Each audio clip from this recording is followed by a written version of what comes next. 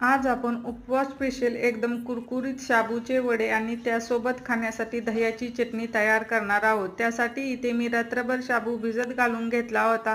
3 बटाटे उकडून किसून घेतले आहेत। शेंगदाण्याचे कूट, लाल मिरची पावडर आणि चवीपुरते मीठ हे सर्व जिन्नस शाबूमध्ये घालून छान गोळा तयार करून घेऊया।